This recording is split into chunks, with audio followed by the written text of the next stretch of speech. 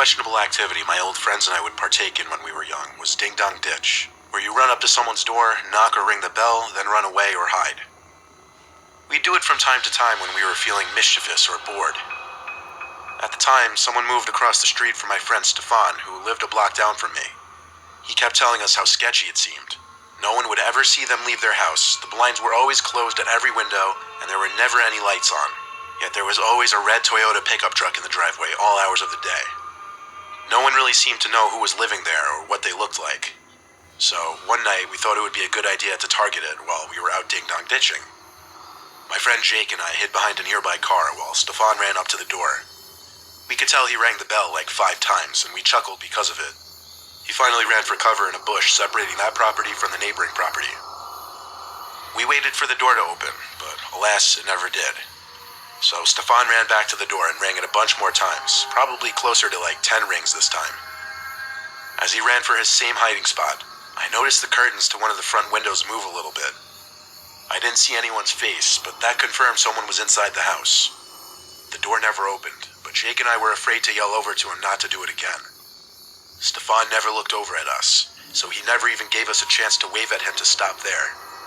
He waited half a minute before going back to the door, but I swear before he could even ring the bell, the door pulled open, and all Jake and I saw was someone's arm reach out from the house to grab Stefan. He screamed a high-pitched scream like a girl.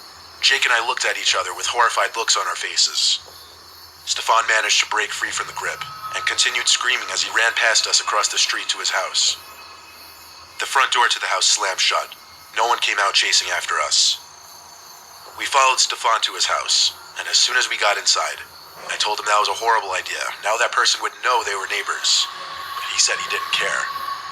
He told his parents about it, who at first were mad at us, but sounded a bit concerned after some explaining about the aggressive way the man inside the house tried pulling him in. Still, neither of his parents wanted to go knock on the door, considering we were ding-dong ditching after all. Jake went home. I stayed over Stefan's house to sleep over. His parents always complained about us being too loud after they went to sleep, so we hung out in his backyard. We were playing Pokemon on our DSs for a while and talked more about what happened across the street. He said he didn't see much of the man's face and he was pretty well hidden behind the door, but he could tell it was a man by his veiny hands and strength. The man grabbed him by the collar of his shirt, so Stefan was able to free himself from the man's grip pretty easily. At some point while in the yard, I remember hearing a thump kind of noise. But I didn't even feel like it was worth bringing up to Stefan. I just made a mental note of it, and maybe he did too, who knows.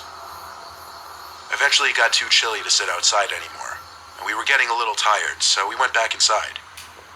We noticed it was a lot chillier on the first floor than it had been before we went outside. Stefan realized why fairly quickly. The sliding dining room window was open all the way, and a breeze of cold air was pouring in. But his parents definitely didn't open that. Something wasn't right. There was the sound of a footstep or something falling on the carpeted floor above us, in Stefan's room. It set him off screaming for his parents. The house has a very open layout, so of course they heard him and came rushing out of their room, confused and worried as hell. We pointed at the open window, then said someone's in his room upstairs. His dad ran downstairs to grab the biggest kitchen knife they had and ran back upstairs as we all waited in fear for something to happen upstairs. His mom hugged us and tried to comfort us while she called the police. Stefan's dad started to scream. Not like a scared scream or a scream out of pain, but more so an angry scream. We waited downstairs until the cops showed up, and they went up to Stefan's room. What actually happened is so disturbing. As anyone could guess, the break-in point was the window. Stefan's dad checked his son's room and heard something in the closet. Upon opening it, someone tried to lunge at him, but he immediately got one good stab in the person. What we found out minutes later was that it was the neighbor from across the street. How we knew was because Stefan instantly recognized the white sleeves he was wearing and the scabs on his hand. The man was as scary looking as we imagined.